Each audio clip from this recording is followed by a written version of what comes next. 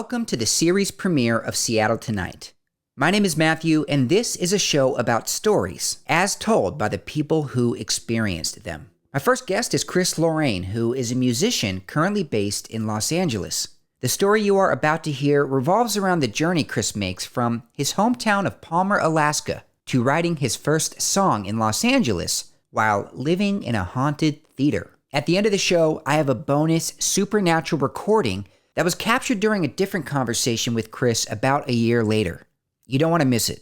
Really creepy. The story Chris is about to tell you was recorded about 4 years ago, and it's really special to me. I cannot wait for you to hear it. The theme of this story is Buy the Ticket, Take the Ride.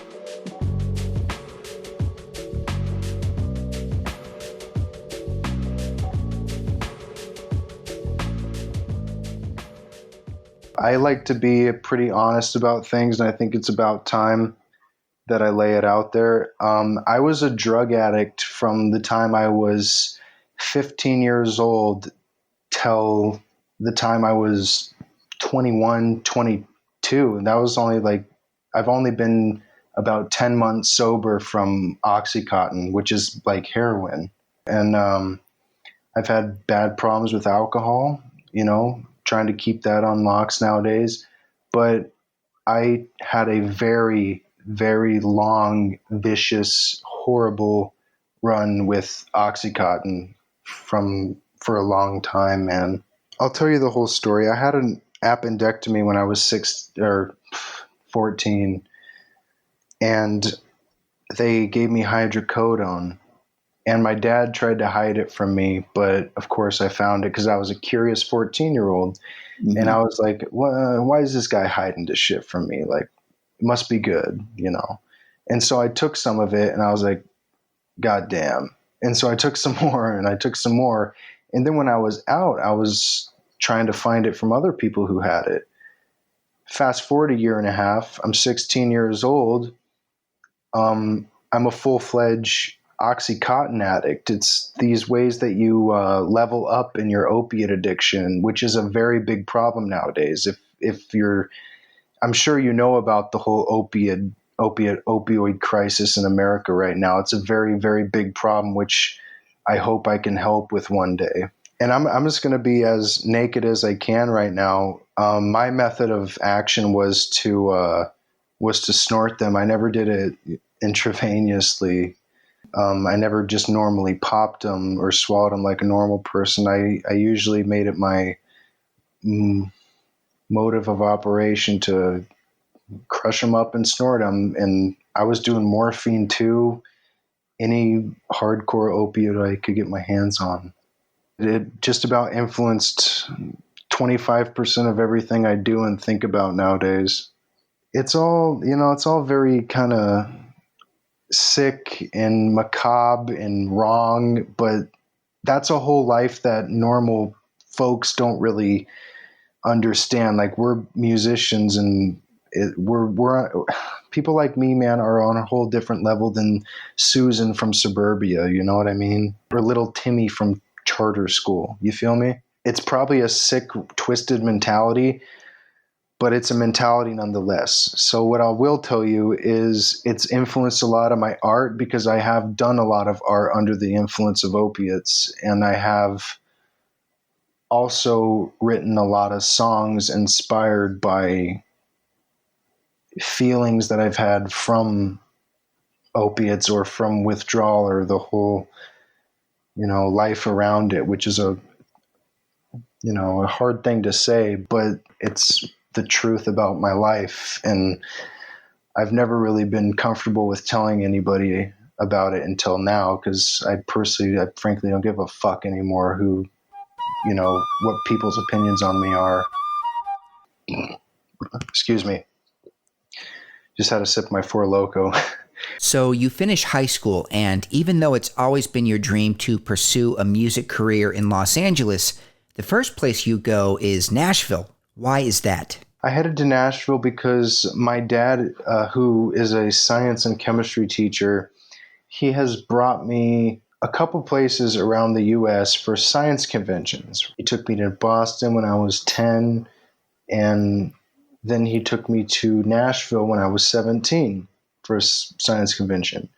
And they were really like inspirational. And we got to, my dad had some extra money to spend. So we got to go around and have nice dinners and have a good time and things like that. And it kind of gave me a good impression when I was 17. And I was like, you know what? Maybe LA can hold off for a little while, because LA had always been my dream to live in because all of my heroes were from LA, right? And I was like, okay, maybe LA isn't right for me right now. Maybe I should just stick to Nashville, because I love Johnny Cash and I love Elvis. I mean, they were my heroes. So I hooked up with this guy named Crook Stewart, and he set me up with this job at a place called Crew One Productions. And I was a road hand. I set up shows for Carrie Underwood, Avenged Sevenfold, Beyonce, and it was a really cool job, and I had a lot of good times. And I was like fresh out of high school, and I was like 18 years old, and I was like, damn, could shit get much better? Like everything was going great for me. Like I had plenty of money from that job. And then the people I was staying with ended up being total freaks, and I had to get out of the house, right? And that's all I'm going to say. There's a lot that goes into it, but they were pretty weird people, and I had to leave my room in their house, right? And so I packed up my bags really quick, and I got a taxi, and I took all of my bags into this taxi, and then I bought this Days Inn, which was like 5 miles away, and I quickly got all of my bags out of the taxi, and I put them all up into this Days Inn, and I was sitting there like, shit, man, I'm 18 years old, and all I got are all of these bags of everything I've ever owned in my entire life. My Marshall full stack was right there. All my guitars were there, and I was like, what the fuck am I going to do now? And so I started putting everything in boxes to ship back to Alaska, right? Because I was just like, fuck Nashville, I'm going back to Alaska. And then all of a sudden my phone stopped working. And so I was like, what the fuck? I need my phone. And so I hightailed it down to the nearest Walmart, right? And then I met this chick named Shannon, all right? And this was the weirdest part about it. And then right when it was Shannon's turn to talk to the electronic specialist in Walmart, she turned to me and she was like, you know what? Something's just telling me right now to talk to you and just to let you know that everything's going to be okay. And I was like, girl, you have no fucking idea. And then that was about it. And then when she got her phone fixed, I got my phone fixed. She was at the door leaving Walmart, and I just kind of nodded to her, and she's like, hey, what are you doing? And I was like, it's a long story. And I told her the whole story. And then she's like, and I told her how I didn't have a ride. And then she's like, well, hey, man, let me give you a ride. So we went back to her place. She made me some avocado toast and everything.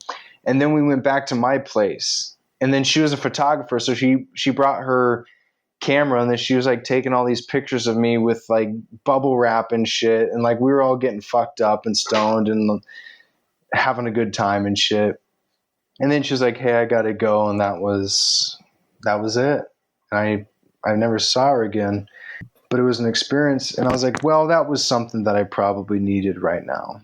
I had a lot of drugs at me at that point. So the pain of, my failure at that point in time in Nashville was kind of masked by all the drugs that I have got at this point in time, all the Oxycontin that I had. And so I was just in this Days Inn for like 5 days, just sitting there with all of my possessions, everything I've ever owned in my entire life, just doing drugs and feeling sorry for myself, which is pathetic. And I should have just got to move on a lot sooner. But eventually I got to move on. And long after Sharon or Shannon or whatever her name was left, I finally just picked out a day. I was like, okay, today's the day. I'm going to get this shit into boxes and I'm going to ship this shit off. And then I'm going to get my goddamn plane ticket and I'm going to take everything I have that I can fit on a plane and I'm going to get a fucking plane ticket to Anchorage and I'm going to go back and then make a plan B. And so I did that and then met this girl, Cheyenne, dated her for about 8 months while I was in a band with White Vinyl. Had horrible drug problems with Oxycontin. No surprise there. You're traveling all over the place and you are addicted to opioids. Are you just buying pills off random people? How are you getting your drugs? No, man. I only have 2 dealers that I've ever gone through, and they've only ever been in Alaska, and I've smuggled that shit everywhere in the world. I've been from 2 guys. That's it. Dude, I don't trust people with opiates these days because of the fentanyl epidemic. People are dropping like flies because they're getting pressed pills. Real big problem. How are you smuggling your drugs on airplanes? How I smuggled my drugs whenever I left Alaska was there's this thing called bag balm. And bag balm is something that farmers put on cow tits when the cow tits get chapped. And my thinking was I would always put my Oxycontin pills in the corner of a Ziploc bag and then twist that off and then cut that and then put a rubber band over it and then put that deep down in this thick, sticky bag bomb shit, right? So my thinking was no TSA agent or inspector is ever going to take the trouble to dig through this sticky shit that's going to stick to every bit of their clothing, and no dog's ever going to smell it, certainly. So that shit got me past everything, and I was able to take this shit internationally. And then with any state I ever traveled, because I had an addiction to it and I had to take it with me to any place I went, whether that was Georgia, Nashville, Washington, California, the main places I go. And yeah, I never got caught, man. And I always was able to bring my supply with me. So just to make it clear, you're flying back and forth from Nashville to Anchorage, Alaska to get high quality Oxycontin. That's over 4,000 miles, my friend. I was flying back and forth to get my shit. You gotta get what you need, man. And even at 18, like I needed that shit. And so I fucking flew back to my dealer in Podunk Palmer, Alaska to get that shit. And then I just raced it back to Ted Stevens International Airport in Anchorage and flew back to Nashville Airport and got an Uber to Hermitage, just all within a 48-hour period before my housemates even knew I was gone, Well, something also I used to do is the way I used to smuggle drugs on airplanes was I would put them in hand sanitizer bottles. I would rinse out hand sanitizer bottles and then I would crush up Valium and, Percocet or something. And then I would throw it in a clean hand sanitizer bottle, and I would just stick that in my back pocket. And TSA would never suspect anything of it, of course. And when we got about to the first bell ring in the air after takeoff, I would just pop that out of my pocket, glug, glug, glug, you're good for the rest of the ride. I did far more fucked up things when I was younger than I'm still young, but younger than I am and than I do now. I got a girl now and she doesn't really have much of a tolerance for my extracurricular activities, you could say. So you ditch Nashville and you head back to Alaska. You're working construction, playing for a band called White Vinyl. What happens from there? So I get back to Alaska. I get this job and I'm with White Vinyl through that whole time with the band. And then I get this job working in September of, I believe, 17. The company was called Kenite, and I just had this epiphany when I was working with them one day that I looked out the window and it was snowing, and I was really upset about what had happened with work the day before. And I was just like, fuck this. I looked out the window and it was a blizzard, and I was like, fuck this. I'm not fucking working through this. What am I even doing here? I got to go down south.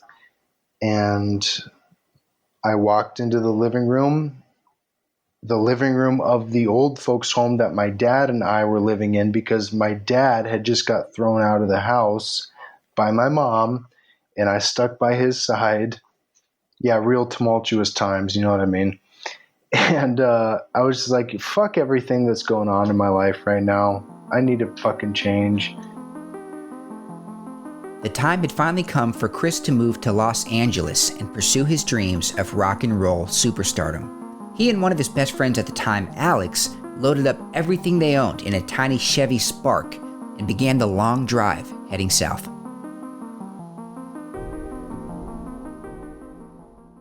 So we loaded everything up into her Chevy Spark, which is like the smallest fucking car you can possibly buy. All right. A Chevy Spark. And we hit the road. You know, we drive all day, drive all night, and we get to the Canadian border. And I've got all these drugs on me, right? Like I've got like Oxycontin, you know, hash and shit like that. And so what do we do? What do? I chew a bunch of bubble gum. Yeah, no, I'm not, you can't make this up. I chew a bunch of bubble gum. I stick the drugs in a tiny little Ziploc bag. I take the Ziploc bag and I cut off the corner, tie it off, and stick the bubble gum in the console. And I was like, yeah, this is just an extra, you know, precaution. I'm probably just being paranoid. But when we got to the border, we actually got sent inside and our car actually got searched. You can't make this up. No bullshit. Had I not done that, I probably would have been facing a felony, because I had enough drugs on me to where it would have definitely been an indefinite felony. So thank God we did that with all the bubble gum. And so once we got cleared from that, like I was just sitting in the office like, when are these people going to leave us alone? So they finally were just like, okay, go on your way. We drove down the road. And if anyone listening has ever been on the drive up the Alcan or down the Alcan, it's treacherous. It's pretty scary.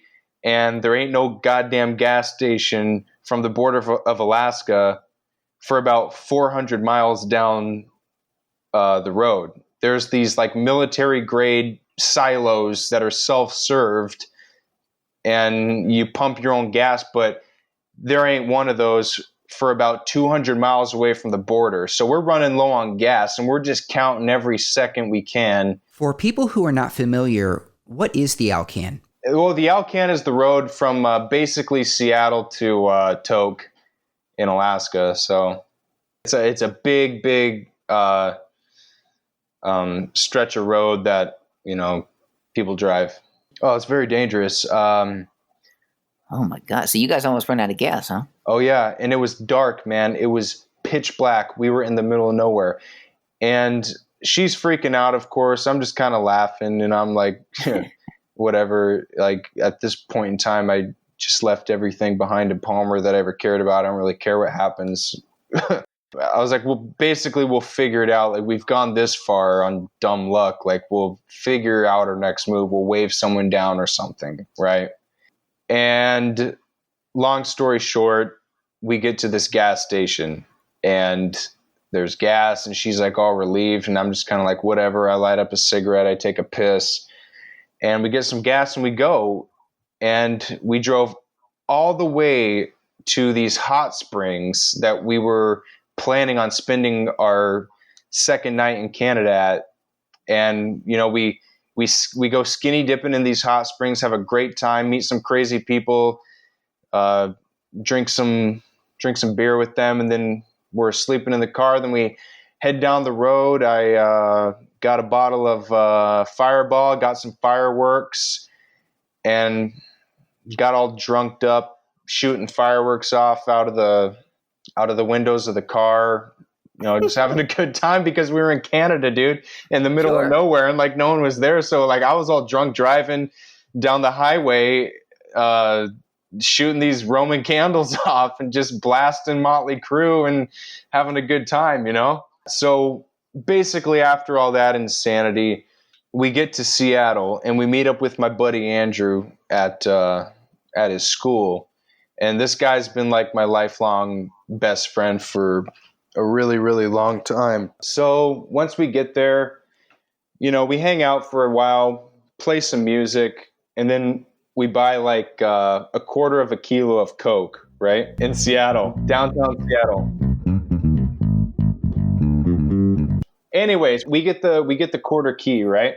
How do you just arrive somewhere and find a quarter of Coke downtown? You got to know people. I mean, my buddy, he had a few connections. Okay.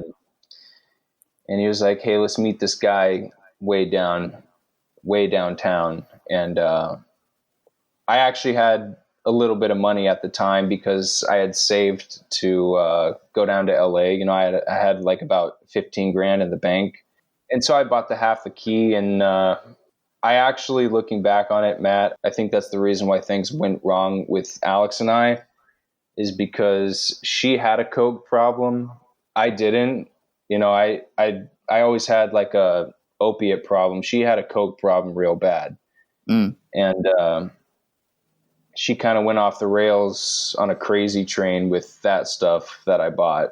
And we leave Seattle. We got to Grants Pass, Oregon motel. And this is what really bites me in the side, bro, is I didn't have to spend my money on a nice hotel for us, but I did. I was like, we've been traveling down the road, sleeping in the dirt, sleeping in cars for a week and a half now. Like, I'm going to treat us to a nice place. And she was like, great. And so I bought us a hotel room, and we were in there and we busted a couple lines, and then all of a sudden she takes off for about an hour and a half. And I'm just like, okay, whatever, and she comes back and she's just tripping, bro. And she's like, I can't do this. Chris, I can't do this. I have to go to Idaho. It's like 100 miles away. Los Angeles is still so many miles away, and we don't have a plan. Like, we don't have jobs lined up. And I was like, dude, like that, it doesn't matter. We're going to figure it out when we get there. Like we talked about this. And she's like, no, I can't do it. I need something solid. And I was like, well, I don't. And if you have a problem with that, you shouldn't have came here. You shouldn't have embarked on this journey with me. And she was like, fuck you, blah, blah, blah. And I wasn't trying to be insensitive. I was just trying to be real. That was a night that I'll always remember, man. That was one of the, that was one of the hardest nights that I've been through in probably my whole life. It was like somebody popped my balloon, man. Cause I love this person, like not romantically, but like she was a really good friend of mine, and she was the one who I had planned on coming down here with, like, to chase the dream I had since I was probably 12 years old. You know what I mean? What do you think happened? Where do you think she went in that hour that she disappeared? To be honest with you, not to glamorize it one bit, having lived in LA for the past 2 years since then, I've done a lot of coke, and I know how it makes you act. And the come down can really be a bitch, and it can really make you feel pretty shitty and pretty anxious. I'm sure she was coming down, and I'm sure she was scared, and I'm sure she didn't maybe trust me that I was going to be as responsible as I claimed I was going to be. I don't blame her for what she did, but it really left a fucking chip on my shoulder, man. So what do you do? Well, I did what any logical person would do. I did some more of that coke, and then I devised a plan to get my ass out of there, man, you know? So what I did was I put on some Rolling Stones, did a couple more lines, and devised my next plan. And she fucking left, dude. What happened was this. She was packing her stuff out to her car, and then I was helping her because I was like, okay, I'm not going to argue with the lady, right? She wants to do this, and if she doesn't feel comfortable with this, that's on her. But after I got done packing the last fucking bag out into the Chevy Spark, man, I was up on the balcony, and I turned to her before she was about to drive away to Idaho, and I said this. I said, Alex, don't you ever fucking hit me up on Instagram. Don't you ever try to find me. Don't you ever try to reach out for me. We are done forever. I wish you the best. And then I walked in, shut the door, and did a bunch of coke. Yes. Man, I've been racking my brain about those days, like those couple moments, especially for the past 2 years now. And if she hadn't done what she done, I would not know what my story would have been. I don't know what I had to struggle so much after what she did to me because she had half the money that we had budgeted everything for. And so I didn't have much money at this time, believe it or not, like, because a lot of my money was already going other places. And so like half of her money I was really relying on, to be honest with you. And for her to just up and take that from me, no, I couldn't get the apartment we were planning on getting when I went to LA. Like, no, I couldn't get a car or even rent a car. Like, I had to do the bare bones of everything from that point on. It's funny how things happen as soon as something traumatic happens to you. I'll start by saying that.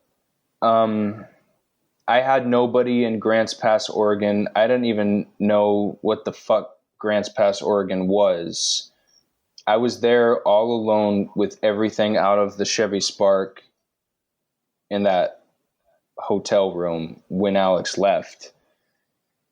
And dude, like I'm thinking about it right now. I just remember I had no fucking idea what I was going to do. I didn't have enough money to spend because my money had already been spent. Money was a real big problem, and I was just sitting there with all of my shit in that hotel room. And I called my friend Matt because I didn't know who else to call. And he was like helping me out with like trains and, buses, but nothing really happened. And so I decided to sleep it off again, and I shelled out another $100 for another night at the hotel so I could get my shit together and figure this shit out.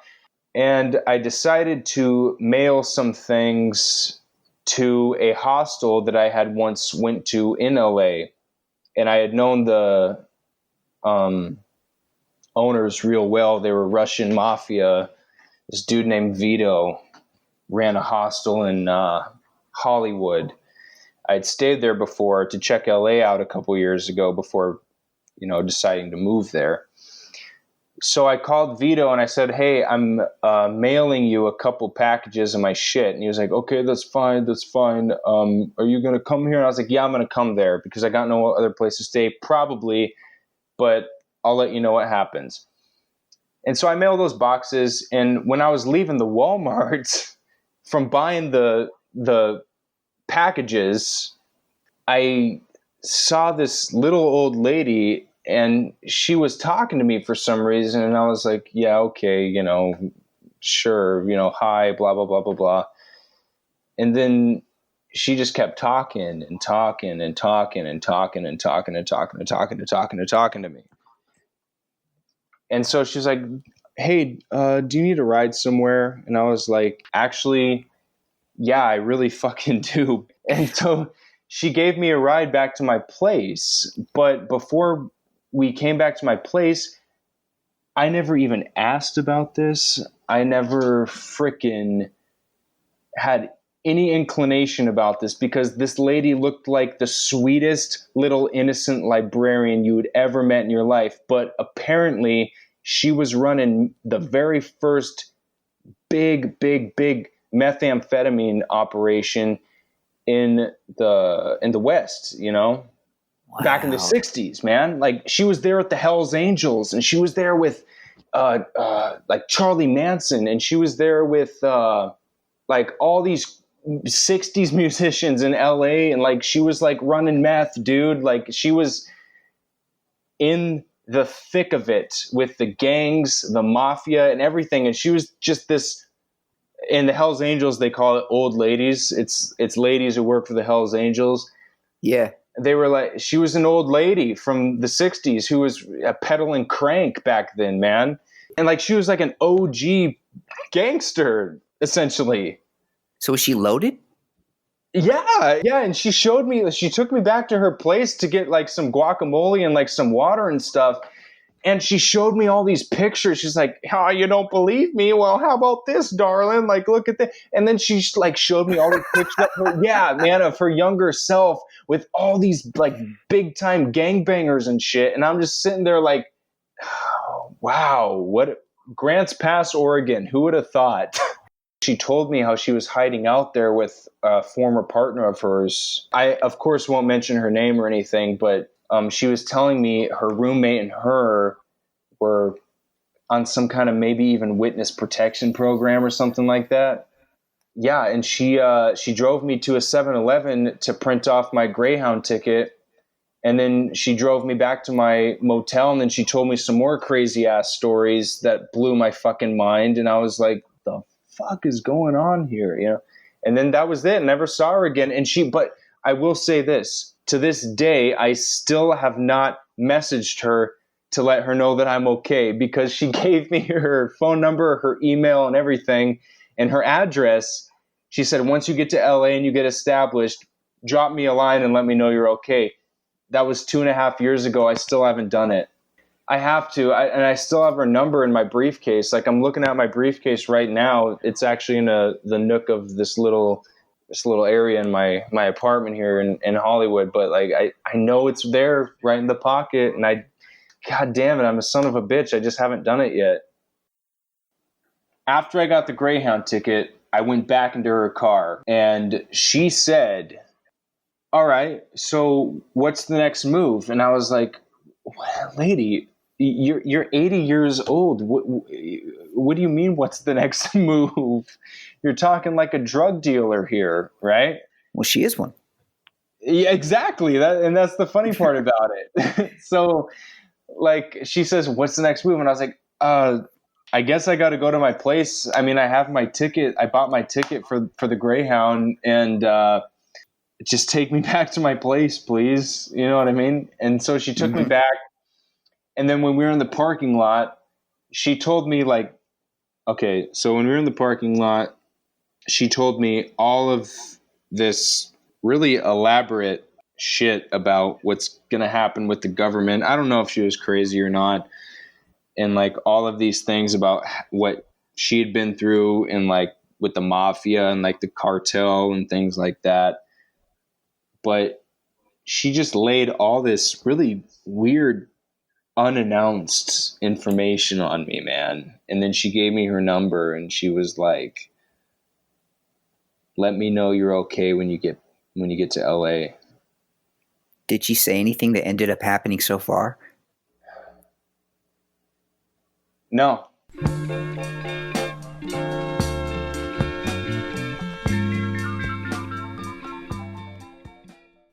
I'm on the Greyhound. There's really nothing much from Grants Pass to LA.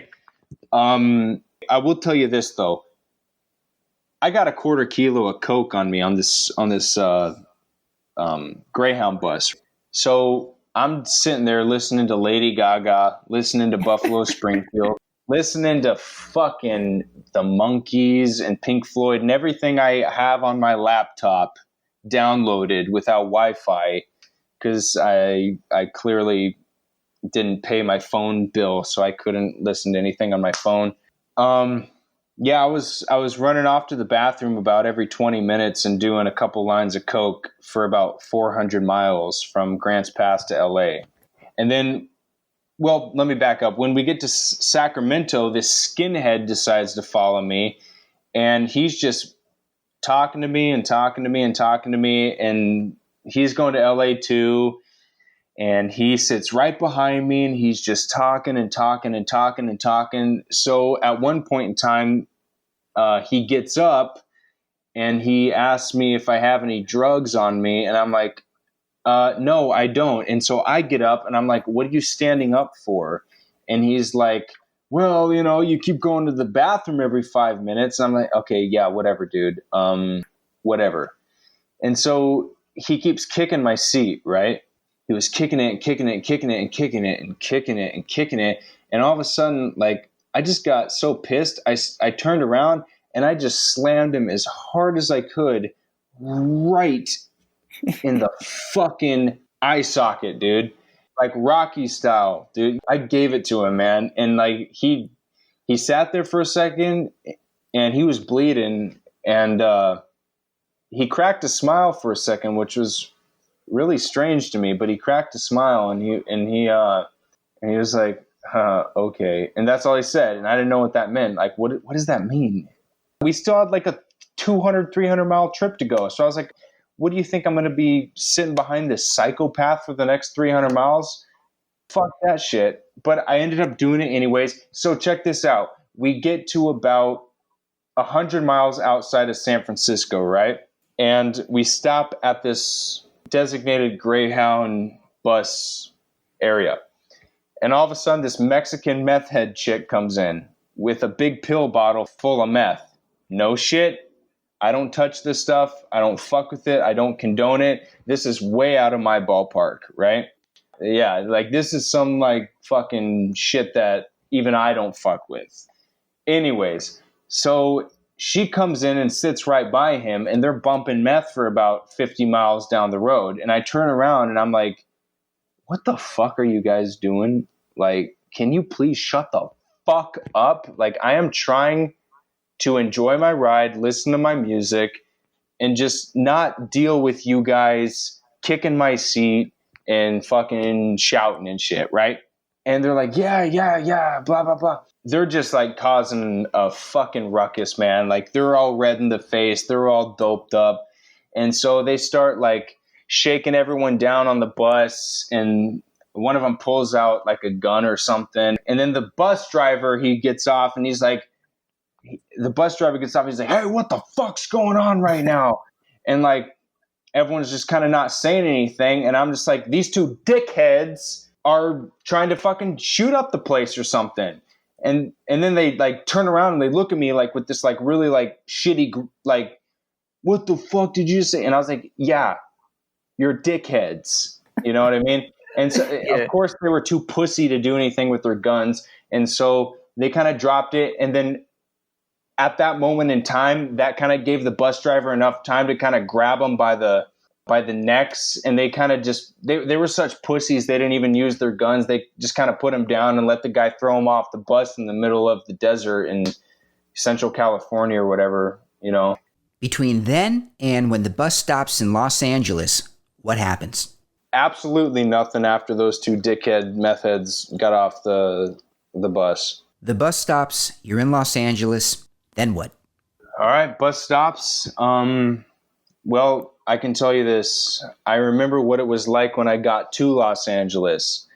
I saw LA, because if any LA residents are listening to the radio right now, when you come in on the freeway and you're getting off downtown, like with the Greyhound bus, you'll see downtown. So when I was coming in from the north, we were obviously passing through downtown to get to the Greyhound station. So when I saw downtown, dude, I literally, I'm not gonna lie, I'm not a guy who cries that much, but I might have shed a tear without anyone seeing it. It had been such a long, treacherous journey from Palmer, Alaska to Los Angeles, and everything went wrong, for me. But I still persevered and I still made it, What is the first thing you did? I went to a Motel 6 in Hollywood. It was actually on Hollywood Boulevard in Whitley. Really fucking fucked up street. A lot of people who have never been think of Hollywood as super glamorous, glitzy, fancy, and that's not the case. Nope. Hollywood is the slummiest slum shit slum hole you will ever see in your life. A lot of homeless people, a lot of death, a lot of sad sights on Hollywood Boulevard. Yeah, so I'm at the Motel 6 and I got all this coke on me, and that's pretty much all I have, right? So I finish all of it. I called my guys at the hostel on Sunset and Franklin, which don't try to go there now because the place burned down. Just saying, it's a big ruin of ashes and rubble. I went there. This was kind of like 3 days after I arrived to the Motel 6. I went down there after applying for job after job after job and looking for places to stay, blah, blah, blah. I went to what I knew already would work, which was the hostel down the street. And so I stayed with them for a while. And then I met this guy named Max. Now, if you know the discography of my music, there's a song called Free Max. And that's where I met this guy, Max Norton. He was incredibly special to me. He believed in me. He gave me money when I had none. Where was he coming from? New Hampshire. He was running from the law. I think he had some real bad shit going down, and he kind of wanted to have one last big hurrah in his life. So I'll summarize this. We had a run in Vito's hostel on Sunset and Sycamore. And then the day came, which is incredibly important to note right here. The day came that him and I ran out of fucking money. We were bums. We're fucking bums. We ran out of money. And Vito kicked us out by force. Vito's this big Russian guy. He literally took Max with his right hand on Max's neck and me with his left hand on my neck, and he threw us out the fucking front door after he found out we had stayed there without paying the rent for 2 nights, right? So me and Max were just out there on the streets after getting thrown out by this big-ass Russian dickhead. And so we look at each other and we're like, what the fuck are we supposed to do now? And so Max and myself, we walk up to Runyon Canyon in the Hollywood Hills, and we walk up to this place in Runyon Canyon. I take the side of my boot and I dig out this shelf on the side of this dirt mountain. And then him and I sleep there with nothing but my coat covering both of us for the rest of the night, overlooking the city lights of Los Angeles.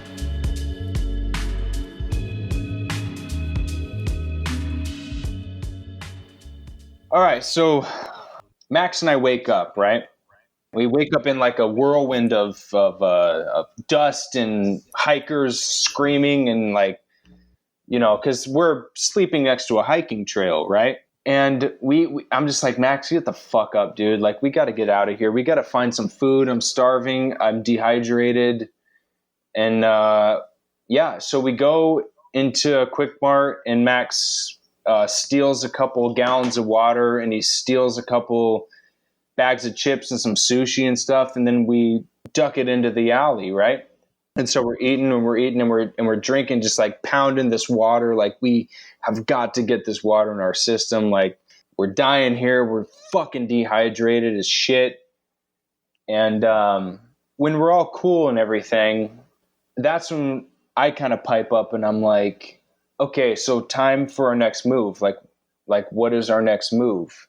And then he's thinking. He's like, man, I don't know. I didn't even think I was going to make it this far. Like, what do you got? And then I'm like, dude, Max, your guess is as good as mine. But if we keep walking, I know for a fact my heart's in the right place. Your heart's in the right place. This is Los Angeles, where energy lives and energy helps. We'll find something, man. And he was like, okay. And so we're walking down Sunset Boulevard, and we're walking and we're walking. We're walking and walking and walking and walking. And Max is like, I can't walk anymore, man. And I'm like, okay, let's take a break. And he was like, you want me to jack a couple wine coolers? And I'm like, yeah, sure. So this all happened at Sunset and La Brea, and it's still there. If anyone ever wants to go check it out, it's a little strip mall with Moshti Malone's ice cream and the Woods bar and this little liquor store and everything. The Actors Studio Theater isn't there anymore, but it's a restaurant now. But back then, it was a studio theater for actors. And as Max was like pouting on the ground saying, I can't walk anymore, he looked up and he was like, hey, let's go up here. And I was like, no, I'm not going to no goddamn Actors Studio Theater. What do you think I am? I'm not Marlon Brando, dude. I'm not an actor. I'm a fucking musician. I'm not you know what I mean? Like, it was stupid to me. Very off course, very out of my element, very much so something that I would not have done in a million years. But Max insisted, and he insisted, and he insisted, and he insisted, and he was like, no, we have to come here. We have to come here. And so I was like, fine, fuck, and and so we ended up going there. And then we met this girl, and she gave us $40, man, for food. She knew we were strung out. She knew we were starving. She knew we were dehydrated. And she gave us $40 for food and said, come back here in 5 hours, and the owners will be here, and I'll make sure they let you stay here at least a couple nights. And that happened, and we met the owners. And before you knew it, Max and I had a place on Sunset Boulevard in La Brea in the attic of this Actors Studio Theater with bugs and cockroaches and cobwebs and dust. But it was fine to us, man, because we had just spent the night totally exposed in Hollywood Hills and on the top of Topanga Canyon, right? Yeah, so we were stoked to have this place. We're like, fuck yeah, what the hell is happening to us right now? Like, this is great, dude. You know what I mean? This is interesting. So Max just sees this theater and has a sixth sense that this is a place you guys need to check out. Yep. Yeah, Max had the sixth sense. Not to toot my own horn, obviously, but Max knew, and the people who were running the theater knew that I came there for a reason, and I wasn't going to give up anytime soon. And they kind of understood my drive and were like, yeah, maybe we should foster this kid for a while, because he's not going to let up anytime soon. He's come this far. He's pretty dedicated. All I know is a lot of weird shit happened there when Max and I were living in the Actors Studio Theater on Sunset in La Brea, 2019. There was a ghost there. There was a couple times that I woke up and I heard a lot of really satanic shit going on downstairs. And I would wake up frequently hearing voices in the area. And also, just so the listeners don't think that I'm crazy, there was also this old man who lived there. His name was Dan, and he was a failed 80s hair metal guitar player who had been living in the theater since 1985, right? And he even said that he had heard the same thing that I had heard there. So for your listeners, Chris, LoRRaine, myself, I am not crazy. This man, Dan, who had been living there for 35 years, has said he had seen paranormal shit like that happen in the theater.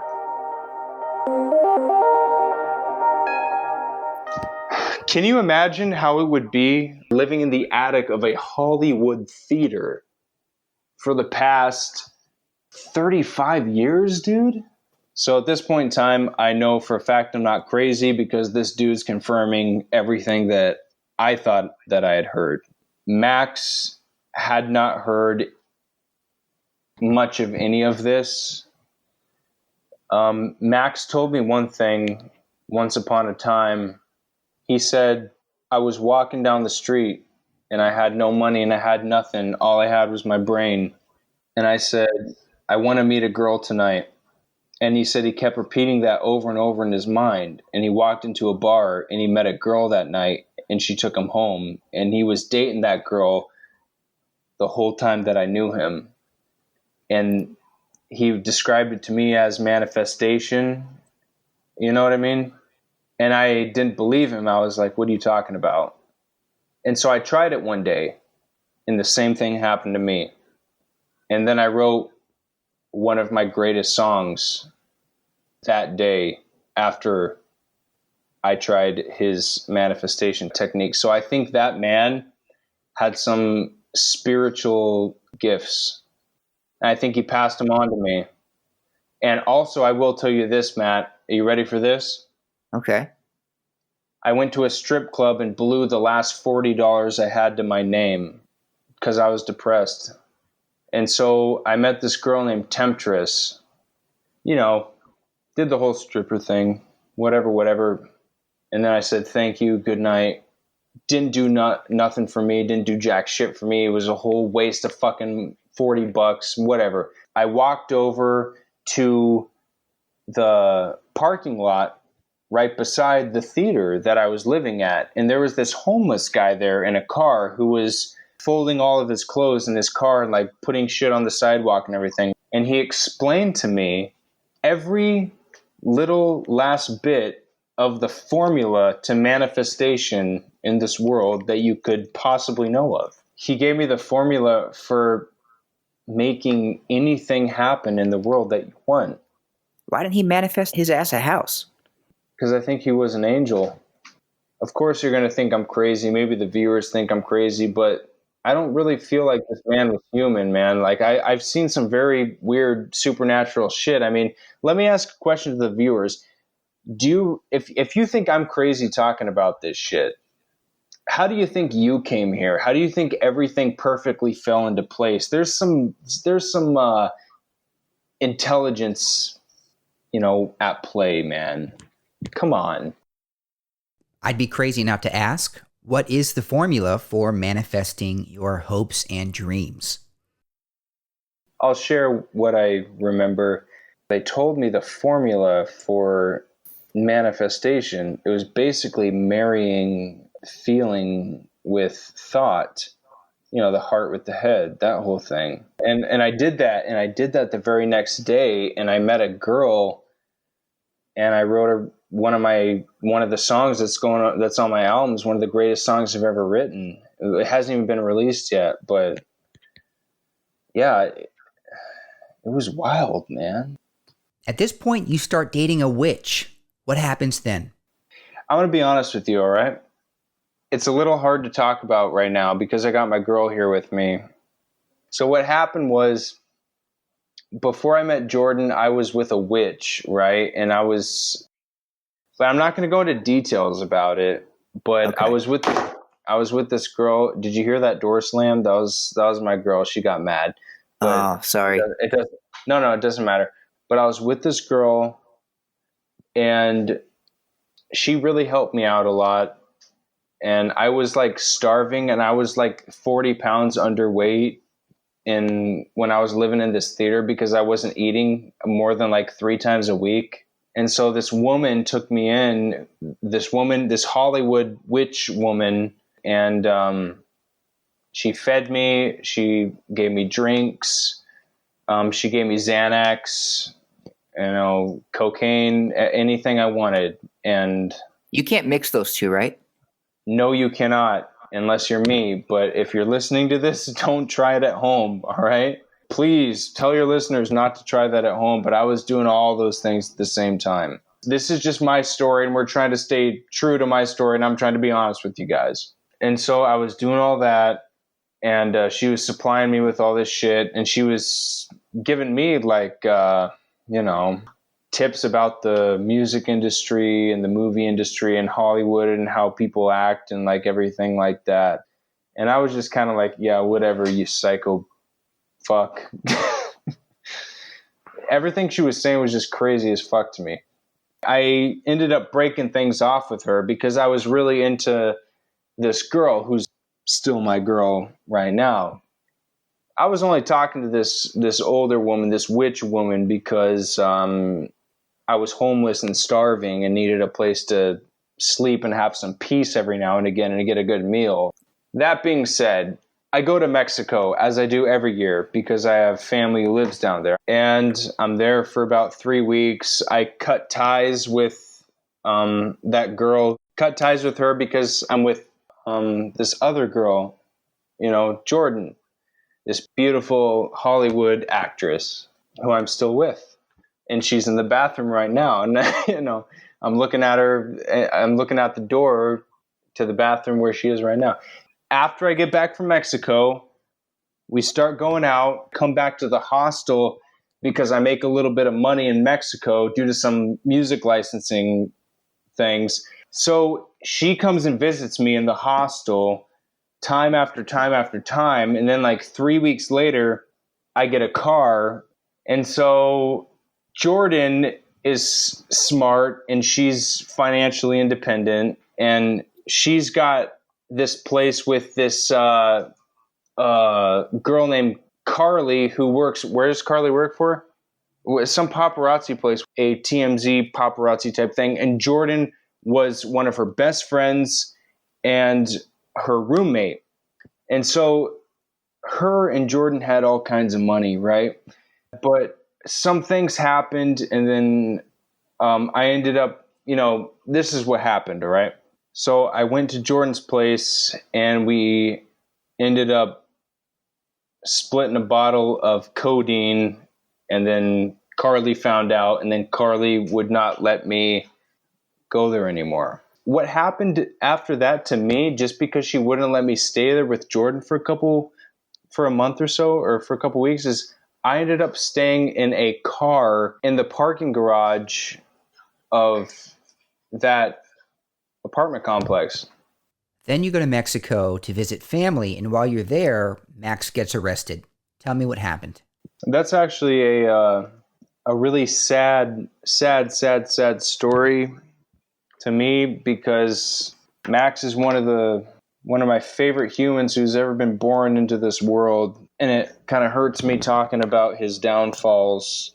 But he was holding down a place for me in Hollywood when I was in Mexico. And he had a girlfriend who was like a problem child, you know what I mean? And she got him arrested. She pretended like he assaulted her. You mentioned that he had been running from the law for a while. What did he do? He only had a Grand Theft Auto warrant, I think. This has all been solved in the past, of course, but from what he's told me, yeah, he's got some kind of Grand Theft Auto warrant. Then this false accusation with this bitch that he was dating screwed me out of a place to stay when I got back from Mexico, which is the whole reason why I had to live in Jordan's parking garage. So that was hell for 2 months. And the last part of this story is you writing your first song in Los Angeles. That happens when you begin living in a haunted theater.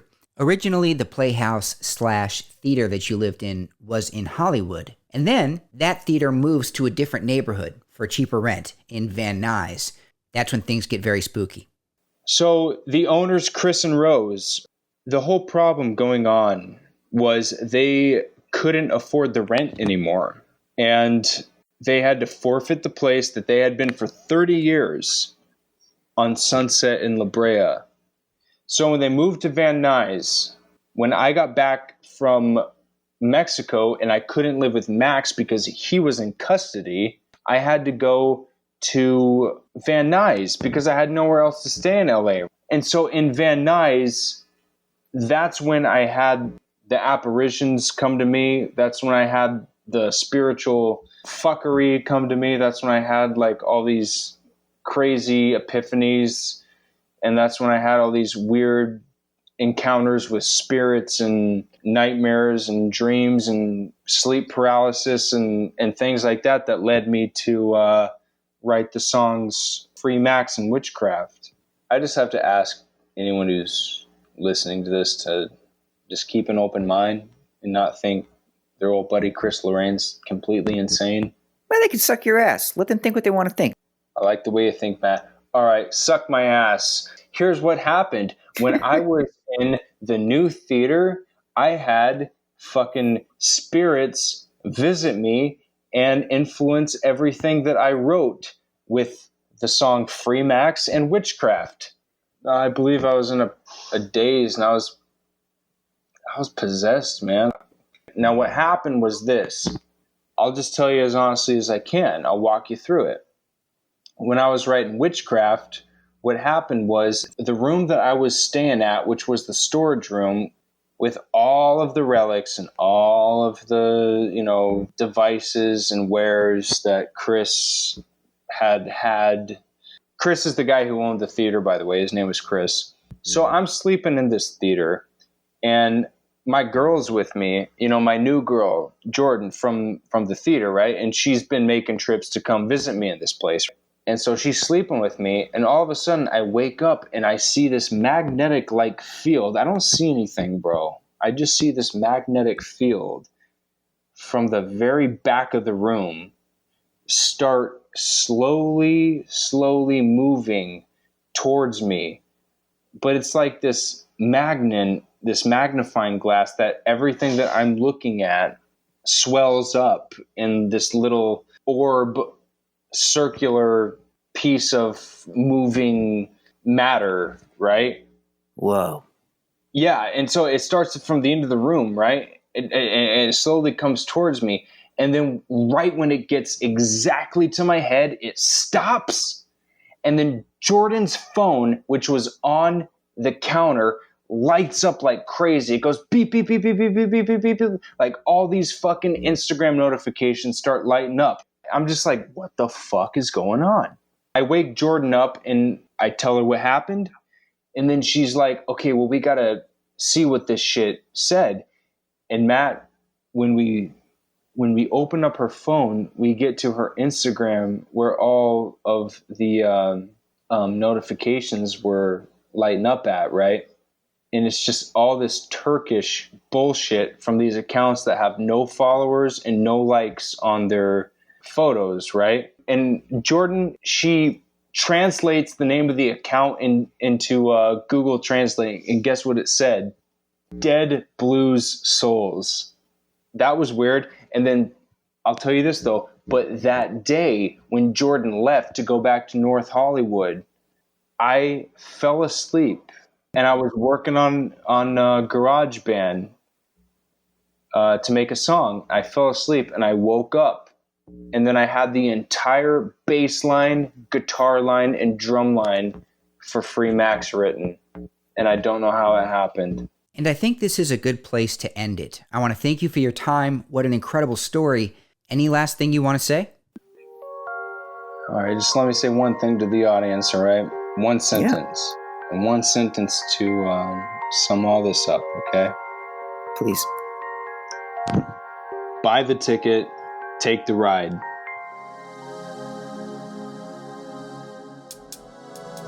As promised, I have a paranormal clip for you. This was recorded about a year after the interview that you just heard took place. Chris is a special guy. You can really feel it when you're talking to him. And in light of that, I decided to call out to the spirits. I said, spirits, you can't haunt us or possess us, but if you want to talk into the mic on the count of 3, you have our permission. This is what we recorded, and I forgot to mention, this was on October 30th, almost at midnight. I am not kidding. What you are about to hear is unedited.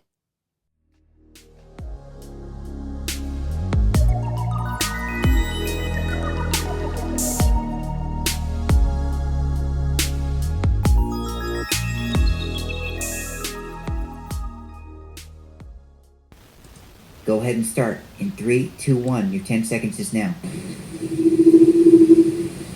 Did you hear that? What the fuck was... Go ahead and start. In 3, 2, 1. Your 10 seconds is now. Did you hear that?